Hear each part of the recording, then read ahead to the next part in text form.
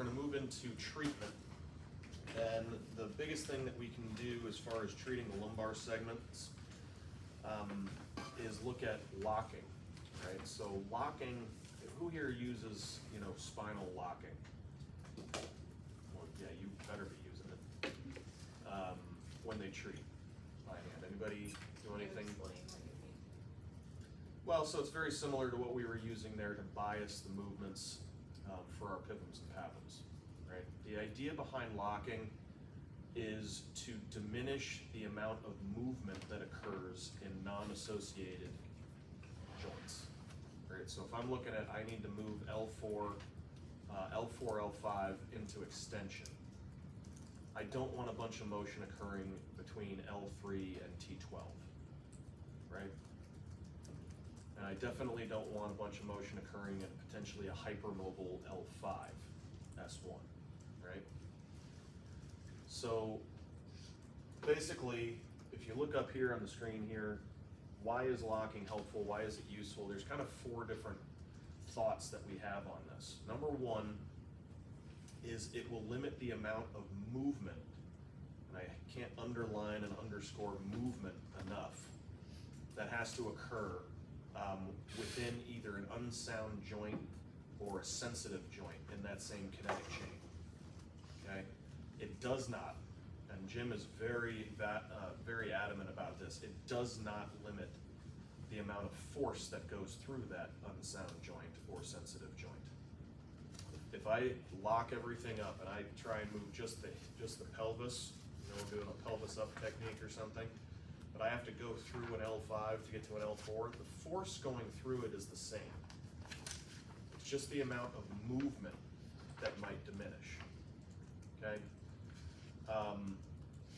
In doing that, in limiting the amount of movement, it limits the amount of excursion that joint has to go through, and that may keep it out of a particularly painful range. Okay, so minimal movement means minimal effort from the therapist. It means minimal potential stress at the ends of range for sensitive joints in and around the segments that we need to treat. Okay. Number 2, it will definitely help us create a better lever for moving that stiff segment, right? We're looking at how we were doing those pivoms and pavums. I don't even need my hands on the spine in order to create those vectors. I can do that just by rolling the patient's trunk or moving the patient's pelvis, right? So that's a good lever. It makes the lever longer, it makes it more effective, makes it more efficient, okay? Number 3, it definitely allows us to bias the direction of the technique. Again, very similar to what we were doing here with our pivoms and pavums. We were biasing Michelle into right extension and then into left flexion. All right, so locking allows us to make that bias so that the patient is predisposed to move in the direction that we need them to move in. Okay? And then because we need less potential movement here at number 4, going back to number 1 a bit, with the less amount of movement necessary, it requires less force from the therapist. Okay? Meaning if I have things locked up, I have them biased in the right direction, it's not going to take as much effort from me to produce my thrust or to produce my mobilization or whatever the treatment technique is that I'm using.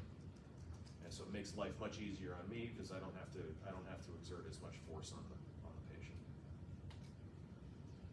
Okay? Questions about that? No? Okay, now, how do we do this?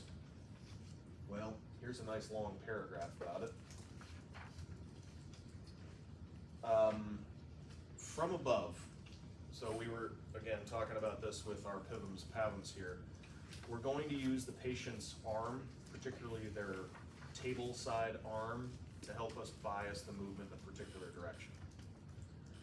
Okay, the one thing that is always constant with locking from above is rotation. Rotation, the direction of rotation is always going to be away from me as the therapist. So if you're laying, like what we had Michelle in that position, laying on her left side, rotation is always going to be to the right. Always going to be right rotation. Okay, whether I side bend left or rotate left, or side bend left or side bend right, extend and flex, doesn't matter. Rotation, when she's laying on her left side, is always right rotation. Okay, much more easy to control as the patient rotates away from us than it is if the patient's rotating toward us, tipping toward the floor. Okay? Rotation, pure rotation is achieved by pulling the arm straight toward the ceiling. Okay, we did that with our rotational stress test earlier. Okay, that would be a pure rotational lock. Okay, in order to achieve extension, again, we're treating the side that's up, right? So if we're laying in left side lying, we're treating the right side. It's the side that's facing up, away from the table. In order to achieve extension, we have to pull the arm cranially toward the top of the table, the head of the table. And in order to achieve flexion, we would have to pull the head caudally, or the arm, sorry, caudally toward the foot of the table.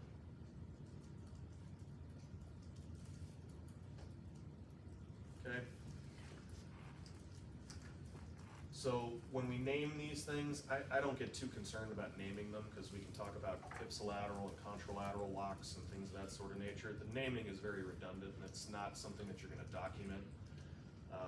So you don't necessarily need to worry about it. It's not something where I say in one of my notes that I say, you know, closed or right L4 extension mobilization in a ipsilateral right rotation lock. Well, that doesn't happen. I don't write that stuff down. I just say right L4 extension mobilization.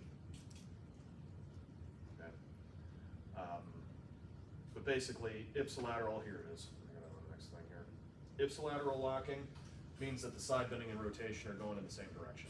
All right, so if she's laying on her left side, we're going into right rotation as a result, right? It would mean we are also going into right side bending. Okay, so that would be basically an extension lock coming from above.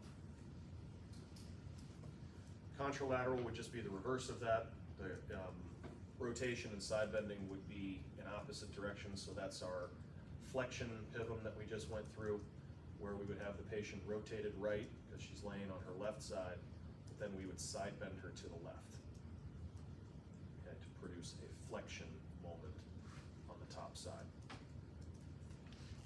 Okay, flexion or extension from above. Again, when we were talking about this before, we're going to bias that based on where we position the patient's top arm. If we keep it right against the midline of the trunk, it's going to be relatively neutral. We're not going to get flexion or extension. We position the elbow behind the trunk, we're going to bias for extension. We position the elbow in front of the trunk, we're going to be biasing for flexion.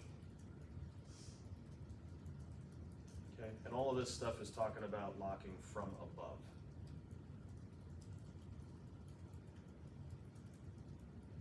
Okay, do you want me to go through some of that stuff right now before going into locking from below?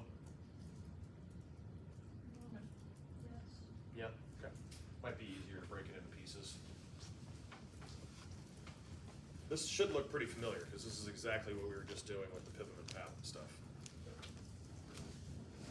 So, not worried about the bottom half right now. So again, she's laying in left side lying, right? So the right side's up, the right side is the side that we're concerned with right now, right? So rotation is going to be a constant. She's always going to be going into right rotation here as far as locking goes, okay? So if I say that I want to come down to, let's say, L3-4, you know, I don't know why that's always the segment that us instructors pick, but it is. It's always the one we pick. And I need to extend L3-4 on this right side. To produce extension from above, I'm going to position the elbow behind the trunk. Pretty simple, right? For the rotation, the vector for pulling her lower arm, pulling her left arm, would be straight toward the ceiling. But I also need to produce a right side bending, right? So to side bend her to the right, I need to have a vector going up the table. So I'm going to pick a resultant vector between these two, and it's going to be kind of at that angle right like that. Okay, so straight vertical, straight horizontal, so it's going to be there. Okay. Grab onto her elbow, Make sure we clear the shoulder here, step to the top here, and then again, we're just giving a little pull here until I come down to that L3 segment. And now that is a ipsilateral lock from above. Okay, so again, I don't even need to really have my hand on the spine here. I can just move her trunk back and forth, and I'm moving right at L3, L4 when I do that. Very easy. See how much effort I'm putting into that? Almost This none. would be you're lacking mobility at the L3, L4 segment into extension. Yes, so I'm biasing toward extension, so the motion that I'm looking to restore would be extension. Okay. Now, if this is my lever, this is the side that I'm levering from above. Basically, I'm going to produce my mobilization from above. This would be called my lever arm, right? If, however, I was just fixing L3 here and I was going to lever from below, this would be called my fixating arm. Okay, and that does matter, because if I have an instability here underneath L3-4, say it's at L5-S1, that's sensitive going into extension, or it's hypermobile or unstable going into extension, I don't want to lever through an unstable segment. I want to do my levering through stable spinal segments. Okay. If I had a situation where, say, that same L3-4 can't flex, it can't open on the right, then I would need to look at a contralateral lock. Okay, you can yourself out here for me. Okay, so we get back to L3-4 here. Not going to worry, not going to concern ourselves with the lower half at this point. So what we would do is we would position her elbow where? Bias flexion, front of the trunk, just like that. Rotation is going to be constant, it's going to the right, but I need to left side bend her. So what's the vector that I would need to use for left side bending? Down the bed, right? Horizontally down the bed. Couple that with a vertical vector, so I'm actually going to pull her arm about a 45-degree angle in this direction. Right? And right there, it's already starting to move. Okay, contralateral lock for flexion of right L3-4 from above.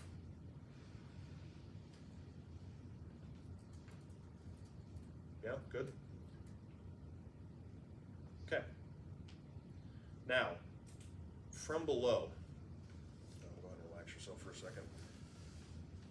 Locking from below, rotation is not as much of a concern. Do I have that up there? I don't have it up there. Hold on.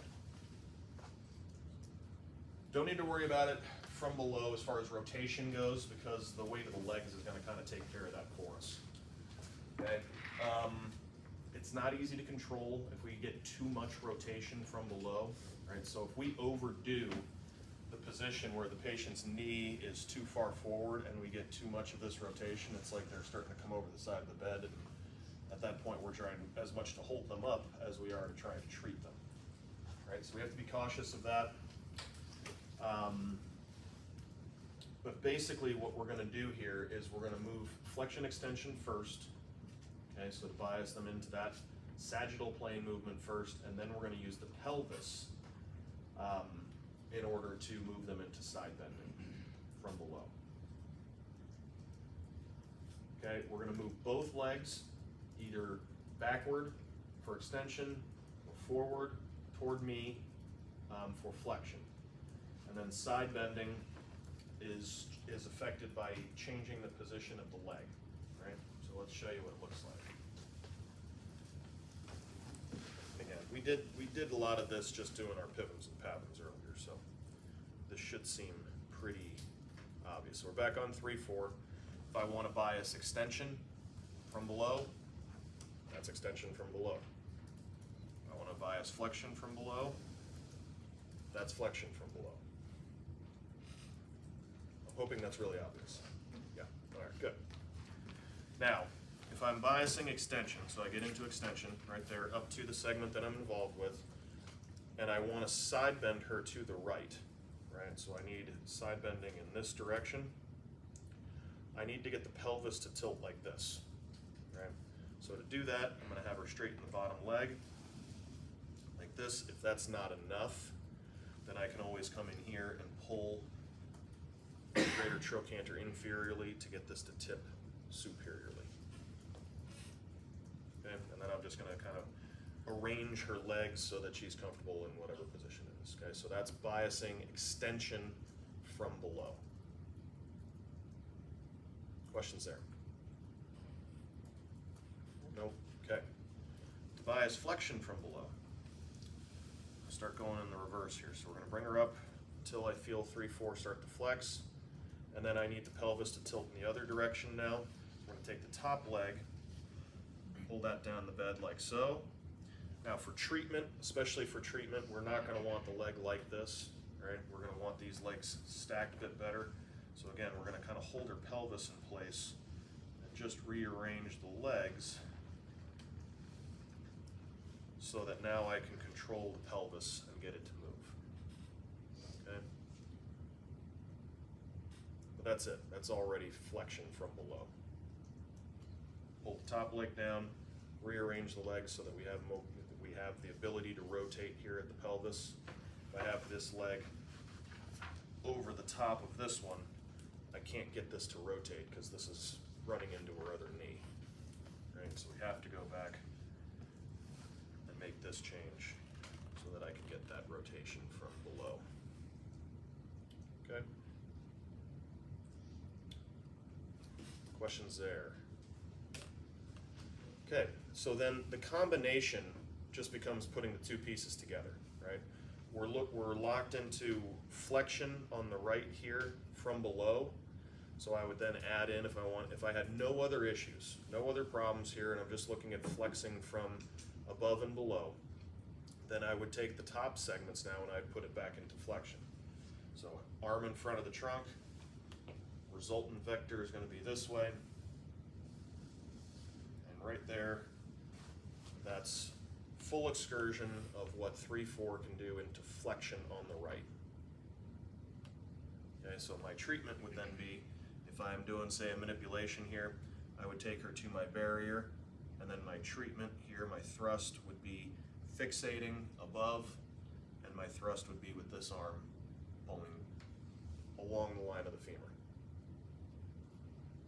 All right, taking L4 down and away from L3. So it would look like this. That. All right. Combination for extension. Get yourself all situated here. Back to 3-4 here. There's extension up to 3-4. Straighten that bottom leg. Get her pelvis nice and tilted here. Right there is good. Extension bias there. Here's my resultant vector. Down to L3. Already at my barrier, so my thrust now, depending on which direction I want to come from, right? So if I have no other complicating factors, no instabilities, no sensitive segments, I can come from below or I can come from above. Coming from below, I'm going to take the pelvis up into a fixated L3, and then my thrust would be up in that vector, like this. Okay? If I was coming from above, if I'm more confident with my right hand, for instance, I would just turn my trunk a little bit, turn my hips a bit. Fixating hand is now down at the bottom, come into extension, and my thrust is in that vector, like that. Okay? You guys want to set those up? Cool. And then we'll get into the fun stuff, the more complicated stuff.